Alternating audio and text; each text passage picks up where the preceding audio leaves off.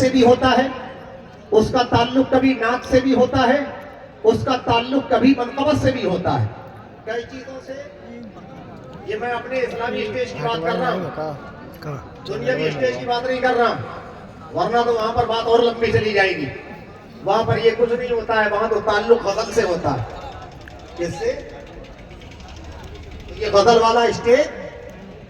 ہاں، اس لیے اس اسٹیج کا تقدس ضروری ہے، اس اسٹیج کا ادب ضروری ہے، اس اسٹیج کا ادب. جی، کیونکہ یہ غزلیہ اسٹیج، یہ دنیاوی اسٹیج کوئی اصلی اسٹیج، بلکہ الحمدللہ یہ ایک بزرگ کے عرص مقدس کی مناسبت سے یہ اسٹیج لگا ہے. تو اس پر کیا ہونا ہے؟ غزل، غزل کا انداز، غزل کا لب و لہجہ ہرگز نہیں. نہ غزل کا انداز ہونا چاہیے، نہ غزل کا لب و لہجہ ہونا چاہیے، نہ غزل کی دھن ہونا چاہیے، نہ وہ رنگ ہونا چاہیے، بلکہ نام کا نام ہے مشاعرے کا نعتیہ مشاعرہ. تو نعت ہی کا رنگ ہونا چاہیے، نعت ہی کا ڈھنگ ہونا چاہیے. یہ پتہ چلے جب شاعر اشعار پڑھے کہ ہاں یہ کوئی غزل نہیں پڑھی جا رہی ہے، یہ کسی اور کی نقل نہیں ہو رہی ہے، یہ کسی اور کا ڈھنگ نہیں ہے، بلکہ یہ رنگ ہے تو صحابی کا رنگ ہے، یہ ڈھنگ ہے تو صحابی کا ڈھنگ ہے. لہذا نعت پڑھی جائے تو نعت کے انداز میں پڑھی جائے، حمد پڑھی جائے تو حمد کو حمد کے انداز میں پڑھا جائے. حمد کہتے ہیں اللہ کی تعریف و توصیف بیان کرنا. کیا کرنا؟ ایسا ہے جو بیان کیا جائے اسے غور سے سننا چاہیے. کیا کرنا چاہیے؟ غور سے سننا چاہیے. وقت بہت قیمتی چیز ہے. وقت، جو وقت کی قدر نہیں کرتا وقت اس کی بھی قدر. سب سے زیادہ قیمتی کیا ہے؟ بولو. اس سے زیادہ قیمتی سونا، چاندی، لال و گوہر، ہیرے جواہر کچھ نہیں. سب سے قیمتی کیا ہے؟ اس لیے قیمتی وقت میں قیمتی بات بھی چاہیے. یہ چٹکلے ٹھٹکلے، یہ وقت خراب کرنا، یہ سراسر غلط. بلکہ ضرورت اس بات کی ہے، قوم ٹائم دیتی ہے، وقت بہت قیمتی ہے، اس لیے قوم کے سامنے قیمتی باتیں رکھی جائیں. اس چیز کی ضرورت ہے تاکہ قوم کو کچھ ملے، قوم کی کچھ اصلاح ہو سکے، قوم کچھ سیکھ سکے. اس لیے بہت سارے لوگ وہ ہیں جو بیچارے دارالعلوم اہل سنت قطبیہ روشن علوم میں ایڈمیشن نہیں لے سکتے، مرکزی درسگاہ دارالعلوم تنویر الاسلام میں ایڈمیشن نہیں لے سکتے. بہت سارے لوگ ایسے بھی ہیں. لہذا وہ بھی سیکھیں. ان کے سیکھنے کا طریقہ کیا ہے؟ خطبہ آئیں تو خطبہ کی خطابت جس ٹاپک پر ہو تو قیمتی بات، مفید بات، تاکہ ہماری قوم کی معلومات میں اضافہ ہو، قوم غور سے سنے، سمجھے اور اس پر عمل کرے. پھر انشاءاللہ ہمارے اندر ایک انقلاب آئے گا، بیداری آئے گی. ضرورت اس بات کی کہ ہمارے یہ بچے، ہماری یہ نسلیں، ہم ان کی اچھی تعلیم و تربیت کریں. ہمارے لیے بہت ضروری ہے. ہمارے اپنے اداروں میں نصاب تعلیم کو ہونا چاہیے جو دینی بھی ہو، عصری بھی ہو اور وقت کی ضرورتوں کو پورا کرے. ہمارے بچے، ہماری بچیاں کسی میدان میں پیچھے نہ رہیں. اس لیے یہ ذمہ داران کی، یہ ارکان و ممبران کی ذمہ داری بنتی ہے وہ نصاب لائیں اور ایسے اساتذہ کا انتظام بھی کریں.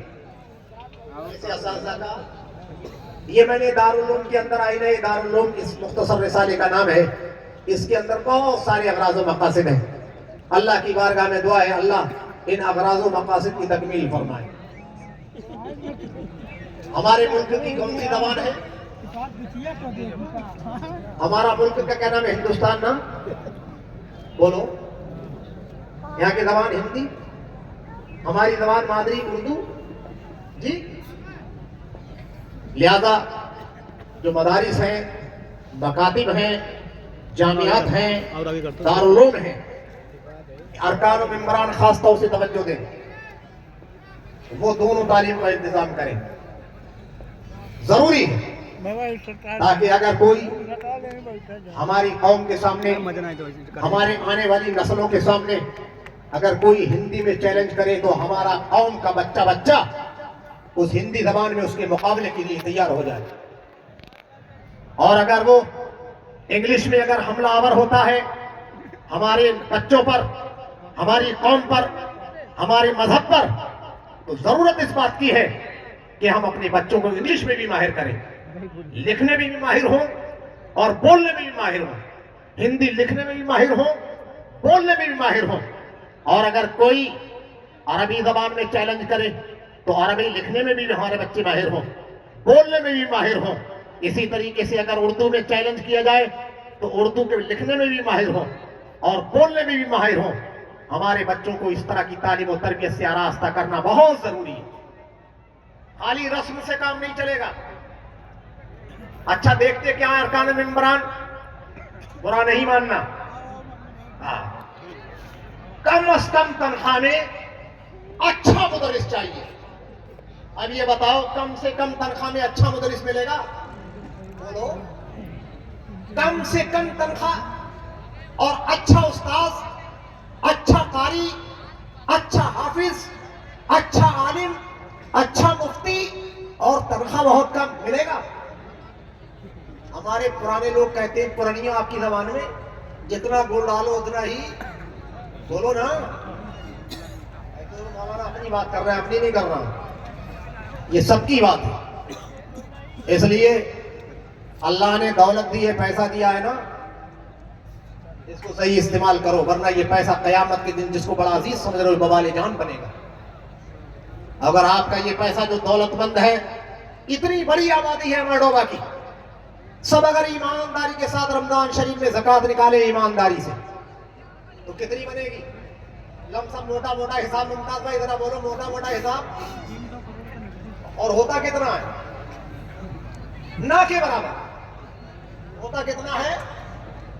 اس لیے یہ جو زکوٰۃ، یہ غریبوں کا حق، مسکینوں کا حق، یتیموں کا حق مار رہے ہو تو قیامت کے دن اس کی سزا پاؤ گے، سزا. اور اگر ان کا حق ادا کر دو گے تو انشاءاللہ اجر و جزا پاؤ گے. اس لیے غیروں کا حق نہ مارو. اپنی قوم کا اپنا ہی حق مارے تو غیر تو بدرجہ اولا مارے گا.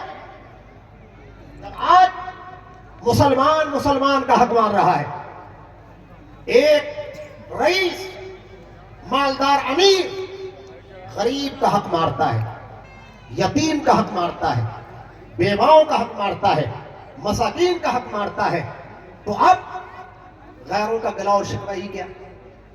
اس لیے ایک دوسرے کے حق نہ مارو بلکہ ایک دوسرے کے حق ادا کرو. اللہ ہمیں ایک دوسرے کے حقوق کی ادائیگی کی توفیق عطا فرمائے. ہم اپنے رب کے بھی حق ادا کریں اور اپنی قوم کے بھی حقوق ادا کریں. بچے اپنے ماں باپ کے حقوق ادا کریں. انشاءاللہ جب ایک دوسرے کے حق ادا کیے جائیں گے تو انشاءاللہ سماج سدھرے گا، نسلیں سدھریں گی. انشاءاللہ رب کی طرف سے برکتوں اور رحمتوں کا نزول ہوگا، ایک انقلاب آئے گا. ضرورت اس بات کی ہے ہر ایک اپنی اپنی ذمہ داریوں کو سمجھے اور ذمہ داریوں کو سمجھ پر اس پر عمل کرے تو انشاءاللہ سدھار آئے گا. خدا نے آج تک اس قوم کی حالت نہیں بدلی، نہ ہو جس کو خیال کچھ خود اپنی حالت کے بدلنے کا. اس لیے آگے بڑھو. حالات بڑے نازک ہیں، حالات خیریت، ملکی حالات، عالمی حالات. آج کل تو سوشل میڈیا کا دور ہے، پرنٹ میڈیا کا دور ہے، الیکٹرانک میڈیا کا دور ہے. کہاں کیا ہو رہا ہے سب معلوم ہے، سب پتہ چل رہا ہے. چل رہا ہے کہ نہیں؟ حالات کیسے ہیں؟ بہت نہ ہماری عزتیں محفوظ ہیں، نہ ہمارے مقامات مقدسہ محفوظ ہیں. اسلام پر حملہ ہو رہا ہے، اہل اسلام پر حملہ ہو رہا ہے، ہم پر کھلی زیادتیاں ہو رہی ہیں، ہم ستائے جا رہے ہیں، مارے جا رہے ہیں، کاٹے جا رہے ہیں. مگر سنو، غیروں کی تو ظلم و زیادتی ہے ہی، مگر اس میں اپنی بھی کمی ہے. کیا ہے جی؟ اگر اسلام کا ماننے والا صحیح معنی میں مذہب اسلام کے احکام پر عمل کرے پورے طور سے، کوئی کسی جہان کی طاقت نہیں